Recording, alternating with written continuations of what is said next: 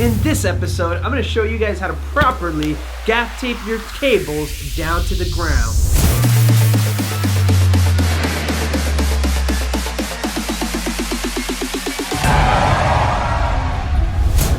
Alright bro, so today I'm going to show you guys how to properly gaff tape your cables down to the ground. For this, you're obviously going to need two things. You're going to need some tape, gaff tape. This is the tape that you want to use, no other type of tape. Now, I personally like to use two different types of gaff tape. The most common one is a 2-inch gaff tape. However, I like to always have a 3-inch gaff tape handy as well. The reason I like to have a thicker gaff tape is because it's very rare when you only have to tape one cable down. With the 2-inch tape, it's very difficult to gaff tape 2 or more cables down to the ground. I do use both. However, in a pinch, you can get away with just using a 2-inch size gaff tape. You're just gonna have to do 2 runs as opposed to 1 run. I'm gonna show you the proper way and the wrong way to do this. So let's get started. Let's lay our cables down on the ground and start taping away. Alright guys, so I want you to pretend that we're at an event, we're at a production, we're at a gig, there's lights, there's cameras, there's speakers, there's a bunch of cables all around, and now we need to tape it up. So right now I'm just going to go ahead and toss my cables. I want you guys to pretend that we are at an event or we're at a production, whatever you guys are taping. I just want you guys to imagine we are in my office, so just bear with me. I got my cables laid out, and then this is generally what it looks like when the cables are all laid out. These are tripping hazards. It looks sloppy, it looks unprofessional. So we're gonna use our tape to tape these down to make it safe for people walking by to just kind of step on our cables without tripping or lifting it up or unplugging our stuff in the middle of an important gig, an important production, or an important film like we're doing right now. So I'm gonna show you guys how to properly gaff this down. So I'm just gonna grab one piece of cable and I'll kind of show you guys how I see guys doing it. And the problem that you're gonna run into when you do it this way is that you're gonna get a very, what do you say, squiggly, like a very, basically what they do is, let's just say you have one run of cable, they'll kind of step on it. This is what I like to do. I like to step on it to get it nice and tight. Then they'll take a piece of 2-inch tape and then they'll just kind of tape it down. But the problem that you run into is, you see that? Just like it happened to me just now, is that it popped out. And it's very difficult to do it this way. And as I mentioned, if you have more than one cable, like today, our production has 4 cables actually. If we do this with only 2-inch tape, it's not gonna look very good and the tape isn't gonna be wide enough to go right onto the ground. So as you guys can see, we're just wasting tape right now. It looks sloppy, it looks unclean. This is not the proper way to gaff tape your cables down. So what is the proper way to gaff tape our cables down? So I'm gonna start with my 2-inch gaff tape and we're gonna set our 3-inch to the side. I'm gonna go ahead and just straighten it out. I have my cables running to the lights, running to the speakers, running to the microphones, the lights, whatever it may be. 2 DMX cables I have here, and I have 2 power cables. I got a nice concise line going here. I'm gonna take my foot, I'm gonna step on this.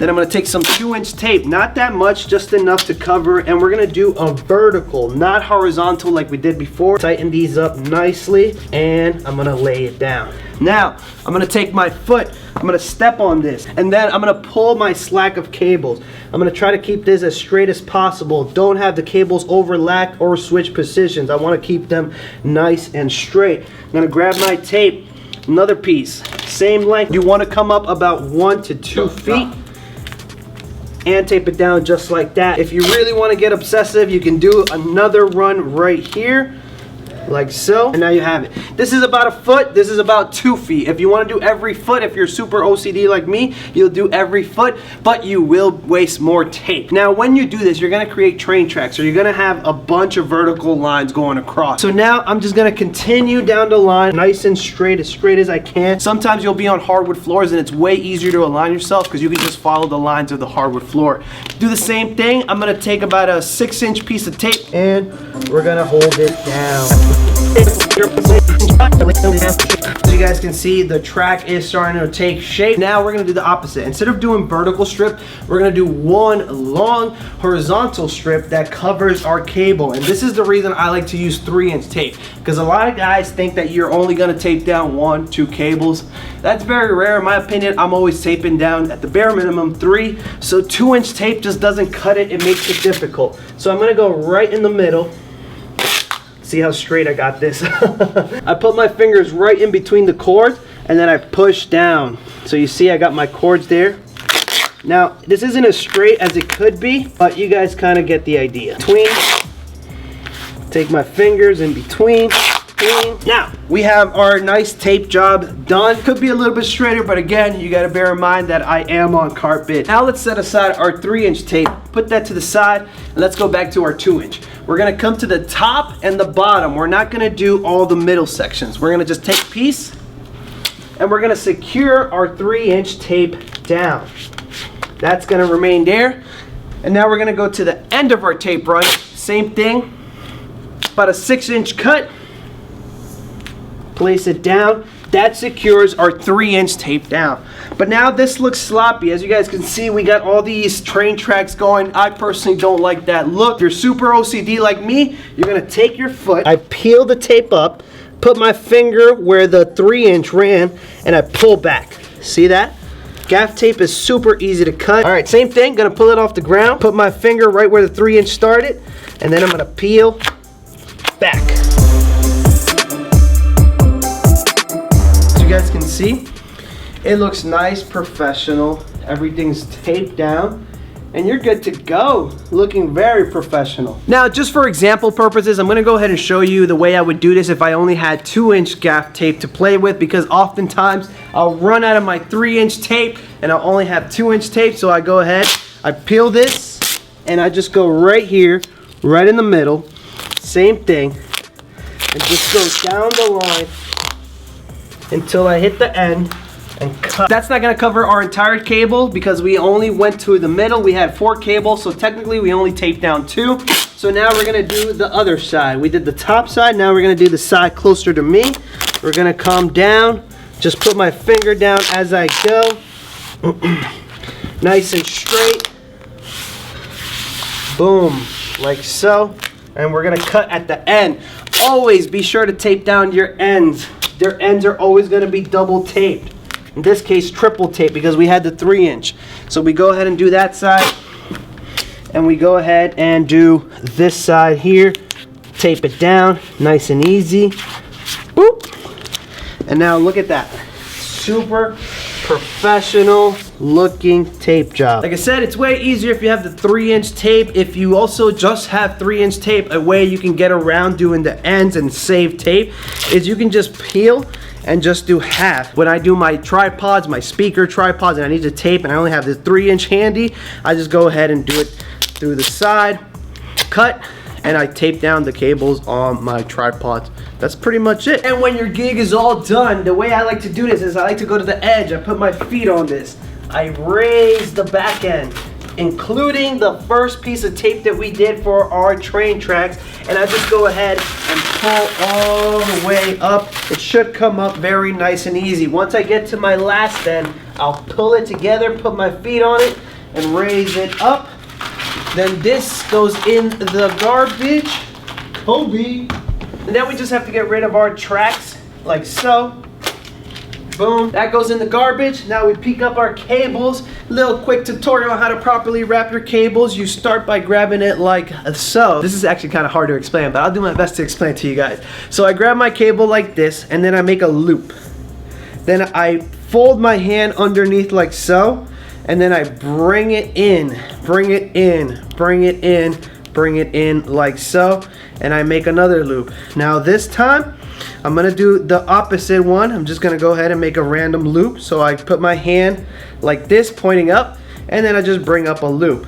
The next one is upside down. My loop is gonna go in.